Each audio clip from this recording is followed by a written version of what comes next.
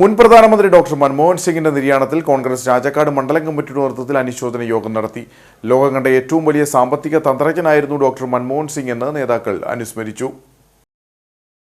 ലോകം കടുത്ത സാമ്പത്തിക പ്രതിസന്ധി നേരിട്ടിരുന്ന കാലത്ത് ഇന്ത്യയുടെ ധനമന്ത്രിയായിരുന്ന ഡോക്ടർ മൻമോഹൻ സിംഗ് അവതരിപ്പിച്ച ധനബജറ്റ് ഇന്ത്യയെ സാമ്പത്തിക പ്രതിസന്ധിയിൽ നിന്നും കൈപിടിച്ചുയർത്തിയിരുന്നു.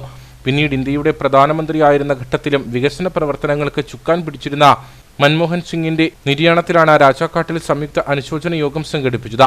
ഇന്ത്യയിൽ സാമ്പത്തികമായി അനുഭവപ്പെടാതിരിക്കാനുള്ള കാരണം മൻമോഹൻ സിംഗ് പ്രധാനമന്ത്രിയായിരുന്ന 10 വർഷക്കാലം, അതിലെ ആദ്യത്തെ 5 വർഷക്കാലം അദ്ദേഹം എടുത്ത കഠിനമായ നിലപാടുകൾ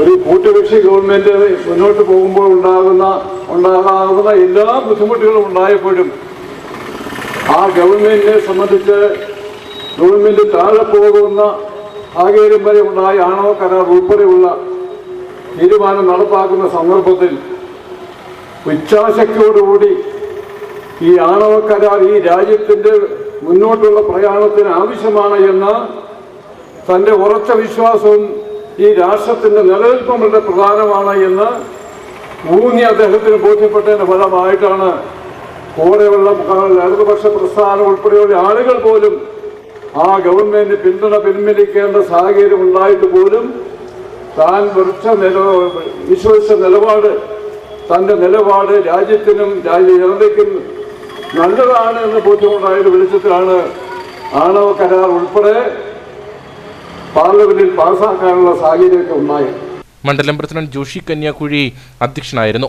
KPCC അംഗം R ബാലൻപിള്ള, ക്രിസ്തുരാജ ഫെറോന ഇടവക വികാരി father Mathew Karott Kocharakkal, merchant association president VS Biju, CPM ജില്ലാ കമ്മിറ്റി അംഗം VA കുഞ്ഞുമോൻ, കേരള കോൺഗ്രസ് മാണി വിഭാഗം ജില്ലാ സെക്രട്ടറി വിപിൻ ചെറുതാനിയിൽ, കേരള കോൺഗ്രസ് ജോസഫ് വിഭാഗം മണ്ഡലം president Sibi Kochuvallatt, Muslim League നിയോജക മണ്ഡലം general secretary Jamal Edasserikudiyil, CPI area secretary Shinu Marangatt തുടങ്ങിയവർ സംസാരിച്ചു.